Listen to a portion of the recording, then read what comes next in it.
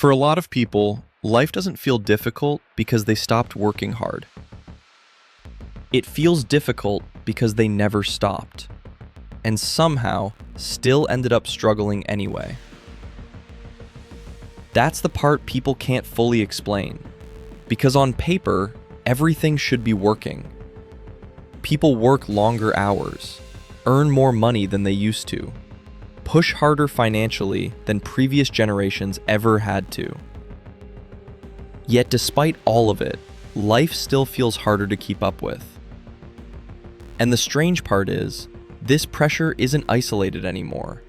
More people are feeling it at the same time. Rent rises faster than income. Groceries cost more every year. Homes feel further away no matter how much people save. And slowly, people begin noticing something uncomfortable. The harder they work, the less progress they seem to make. Because underneath the economy most people see every day, the system itself has quietly changed. For decades, hard work was tied to stability. A stable income could eventually build a stable life. Not perfectly, but consistently enough that people believed effort led somewhere better over time. And that belief mattered more than most people realized. Because economies don't just run on money, they run on momentum. The feeling that life is moving forward instead of standing still. But once that feeling starts weakening, everything underneath the system begins changing with it. At first, the shift is easy to ignore. A few bills rise, saving becomes slightly harder, debt becomes a little more normal. Then over time, the pressure spreads everywhere. Homes become harder to afford. Entire incomes disappear into living costs. People delay major life decisions they once assumed would happen naturally. And eventually, survival starts replacing stability as the goal. Not because people became lazy, not because they stopped trying, but because the amount of effort required to maintain a normal life has been increasing for years. Quietly, gradually, without most people fully noticing it happen. And the dangerous part is, the system can continue operating like this for a long time before the real consequences fully appear. Because once enough people begin feeling permanent financial pressure at the same time, the economy itself starts changing in ways that become much harder to reverse. At first, most people assume the pressure is temporary. Maybe prices are just unusually high for a while. Maybe things will eventually stabilize again. But then the years keep passing, and life still doesn't feel easier. Because the deeper problem isn't just inflation. It's that the cost of building a stable life has been rising faster than most incomes can realistically keep up with. And once that gap starts widening for long enough, the entire relationship between work and progress begins to change. This is where the system quietly shifts underneath people without them fully noticing. Because for a long time, labor alone was enough to slowly build stability. A stable income could eventually lead to ownership. Ownership could eventually lead to security. That cycle is what created much of the modern middle class. But today, ownership itself is becoming harder to reach. Homes rise faster than wages, assets rise faster than savings, and the cost of entering the system keeps accelerating ahead of the people trying to catch it. This is why so many people feel trapped in permanent catch-up mode. Because even when income increases, the target keeps moving further away at the same time. And over time, that pressure changes how people live entirely. More income disappears into essentials. More years are spent paying off debt. More financial stress becomes normal across everyday life. At first, people adapt quietly. They delay buying homes, delay starting families, delay building long-term stability altogether. Not because they're irresponsible, but because maintaining a normal standard of life now requires more effort than it used to. And eventually, the system starts rewarding something different entirely. Not work alone, ownership.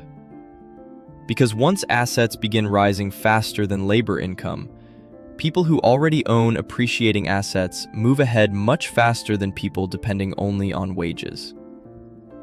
Homes increase in value, markets increase in value, investments compound over time.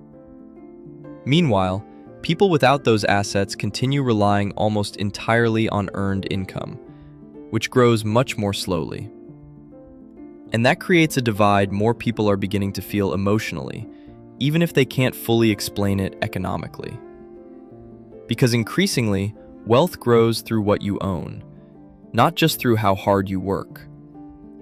And the longer that system continues, the harder effort alone becomes as a path towards stability.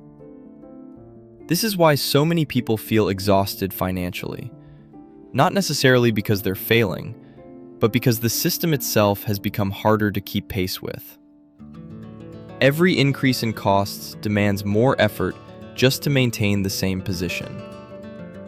Every major life goal moves slightly further away, and eventually, people stop feeling like they're building forward momentum at all. Instead, they feel like they're spending all their energy trying not to fall backwards. And once enough people begin living in that state continuously, the pressure underneath the economy starts becoming far more dangerous than most people realize. Because systems built on long-term stability depend heavily on one thing above all else: the belief that effort will still be rewarded fairly over time. And once that belief begins weakening across an entire economy, the consequences spread much further than money alone.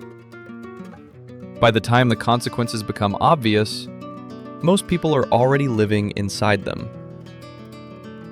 Because systems like this rarely collapse dramatically at first, they weaken slowly, quietly, over years of growing pressure that gradually becomes normal. And eventually, entire generations begin experiencing a completely different version of economic life than the ones before them. Not because people suddenly became less productive, not because they stopped working hard, but because the structure around them changed. The cost of stability increased, the path toward ownership narrowed, and the amount of effort required to maintain the same position kept rising year after year. This is why so many people feel financially exhausted now, because the system no longer creates the same feeling of progress it once did. People work constantly, yet still feel uncertain about the future. And once enough people begin living with that uncertainty at the same time, the effects spread far beyond personal finances. Confidence weakens. Long-term planning becomes harder. The future begins feeling less predictable altogether. Because when stability becomes difficult to reach, people stop building their lives the same way.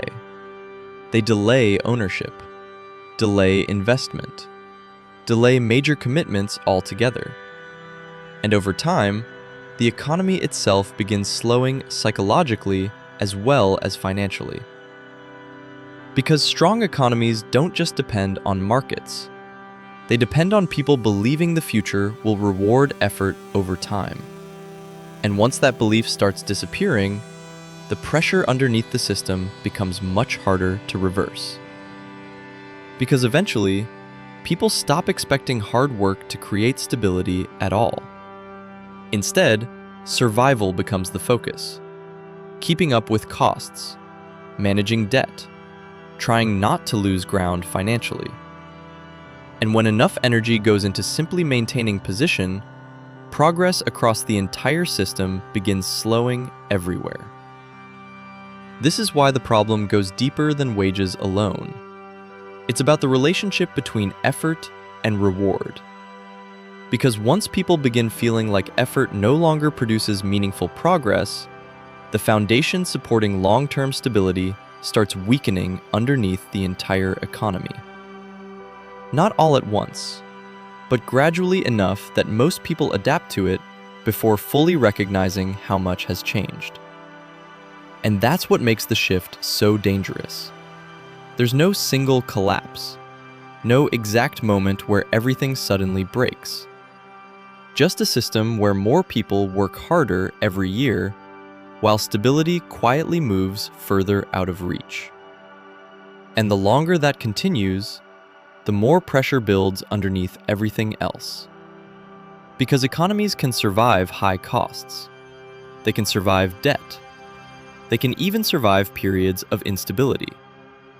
But systems become far more fragile once people stop believing the future will reward effort fairly. And once that belief weakens for long enough, the effects begin spreading through the entire structure of society itself. This is what empire economics is about. Understanding the systems behind money, pressure, and economic change. Not just what's happening, but why so many people feel the effects long before they can fully explain them.